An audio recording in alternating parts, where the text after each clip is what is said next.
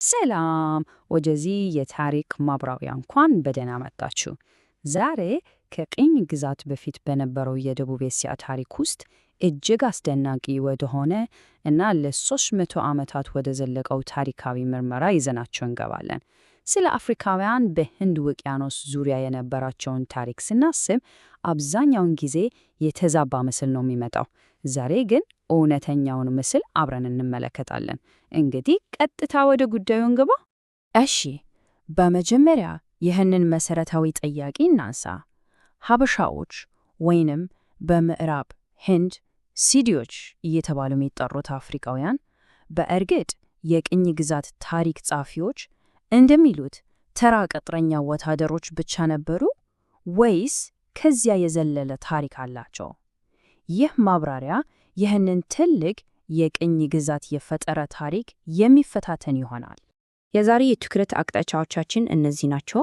አንደኛ ታሪካዊ ምርመራ፣ ሁለተኛ የልሂቃን ስርዓት፣ ሶስተኛ የቤንጋል ገዢዎች፣ አራተኛ ማሊክ አምባር እና ዴካን፣ አምስተኛ የጃንጂራ የባህር ላይ ሉዓላዊነት እና በመጨረሻም ስድስተኛ እውነተኛውን ታሪክ ማግኘት ይሆናል። እንግዲህ በክፍል 1 ታሪካዊ ምርመራ እና ቁሳዊ ማስረጃዎችን መፈለግ በሚለውን ጀምር። የቅኝ ግዛት ማህደሮች ይህንን ለ300 ክፍለ ዘመናት የተዘረጋው የአፍሪካውያን የፖለቲካ ኃይል ሙሉ በሙሉ አድበስብሶታል።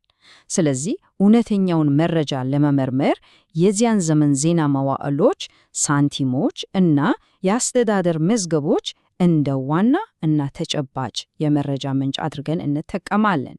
እነዚህ እኮ የዘመኑ ቀጥተኛ የማስረጃ ማህደሮች ናቸው።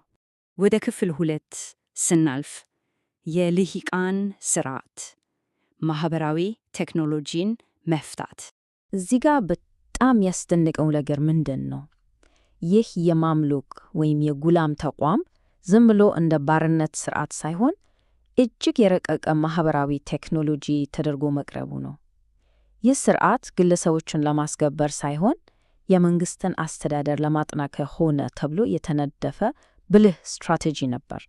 ስርዓቱ የሚሰራው ልክ በዚህ መልኩ ነው። እነዚህ ከፍተኛ ችሎታ አላቸውና የተለየ የዘር ግንድ አላቸው ልሂቃን የአካባቢውን የፖለቲካ ሽኩቻ ለማለፍ ሆን ተብለው ይመጣሉ። ከዚያም በወታደራዊና በፋርስ ቋንቋ አስተዳደራዊ ዘርፎች በሚገባ ይሰለጠናሉ።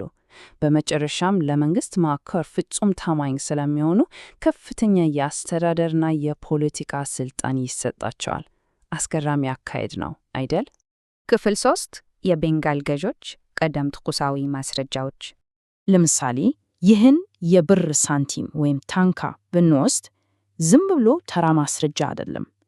ሻምስ አልዲን ሙዛፋር በ898 ሂጅራ ያሳተመው ይህ ሳንቲም ሀበሻዎች በቤንጋል አካባቢ ሙሉ የፋይናንስ እና የፖለቲካ ሉዓላዊነት እንደነበራቸው የሚያረጋግጥ ተጨባጭ ቁሳዊ ማስረጃ ነው።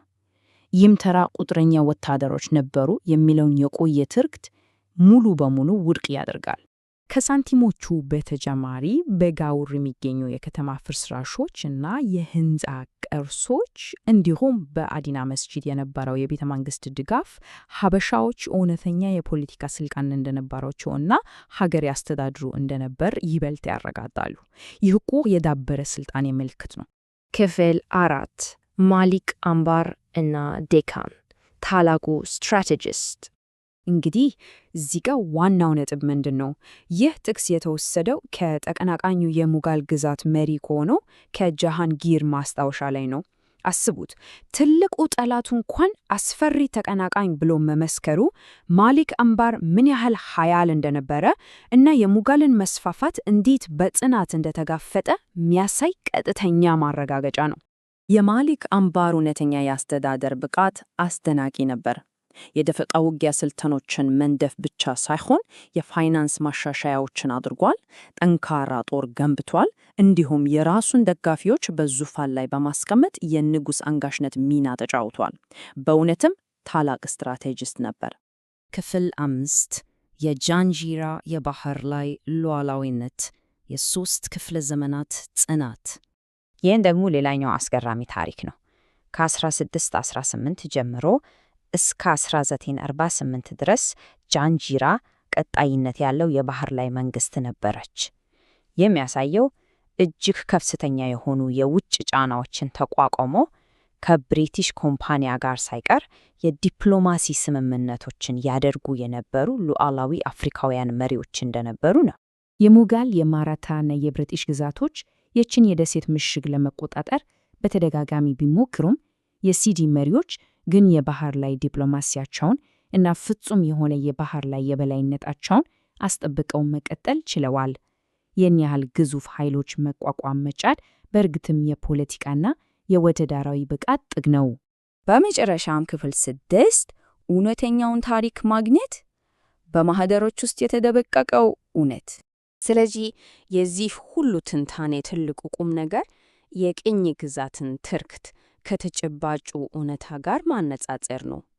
ቅኝ ገዢዎች አፍሪካውያንን እንደ እንግዳ ወታደሮች አድርገው ሲያቀርቡ፣ እውነተኛው ቁሳዊ ማስረጃ ግን ጥልቅና የተዋከረ የመንግስት አስተዳደርና ሉዓላዊ ኃይል እንደነበራቸው ያረጋግጣል። የምንጭ ሰነዱ በሚገባ እንደሚያብራራው እነዚህ የተገኙት የአካባቢውና የንጉሳውያን መዛግብት የብሪቲሽ ኤምፓየር የራሱን የስልጣኔ ብቃት ህጋዊ ለማድረግ የተጠቀመበትን የተሳሳተ ትርኪት በግልጽ ያርሙታል።